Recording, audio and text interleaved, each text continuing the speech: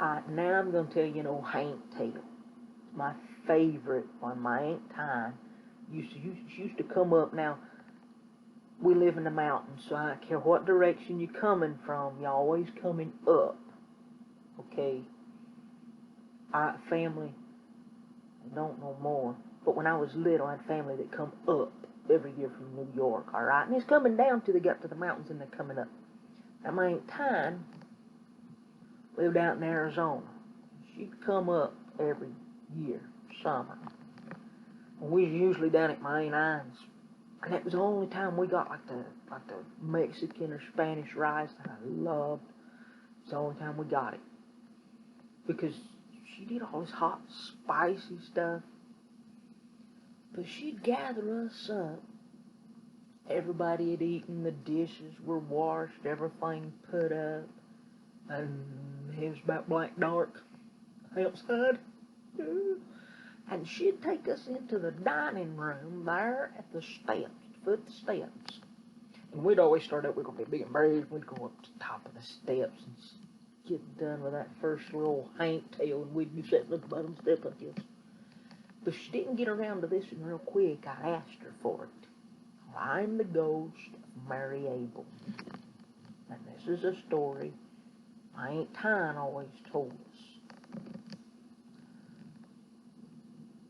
One day there was a man, one night there was a man, he'd been in meetings and stuff all day long, businessman.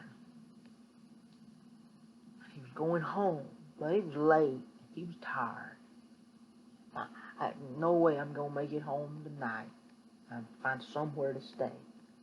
So he pulls in at this motel and he goes in and says, "Have you got a room?" We ain't got but one room. Ain't nobody will stay in it. Listen, I don't care. Tired, been in meetings all day long. I need a place to stay. But it's haunted. Look, I'm a businessman. I don't believe in ghosts. You got a vacant room, you give me the room. All right, sir, but don't say I didn't warn you. So he goes up to the room, showered and got all her jammers on and ready for bed. And he's laying there in the bed and he's almost asleep when he hears, "I'm the ghost of Mary Abel. Put all the money on the table." He grabs his wallet, throws it on. Sakes alive, this place is haunted. There's a flying out of there. Throws the key and says, "Man, that room's haunted. I ain't staying here." And he leaves. But well, the next night, a woman comes through. And she's been, a businesswoman. She's been traveling and on business and meetings and one thing and another. Man, I'm tired. I gotta find me somewhere to stay. She pulls in the same motel. "Sir, have you got a room?" "Yes, ma'am, I've got one room. But now it's haunted." Look, there ain't no such thing as ghosts. I don't believe in ghosts. And I've got to have a place to stay. Give me the room. All right, ma'am, there's the key. I don't say I didn't warn you. She goes up to the room and showers and in her nightgown, hair up in curlers and everything, whole 9 yards. She's almost asleep when she hears, "I am the ghost of Mary Abel. Put all the money on the table." She grabs her old wallet, checkbook, throws it on the table, takes out of there hair and curlers and everything. Those the kids, "That place is haunted. I ain't staying here." I told you. So the next night, a young feller comes in, about early 20s or so. He's out looking for work, and he's been beating the sidewalks and knocking on doors and applications and all whole 9 yards all day long. and he wore out. And man, I found me somewhere to stay. It was in the same motel.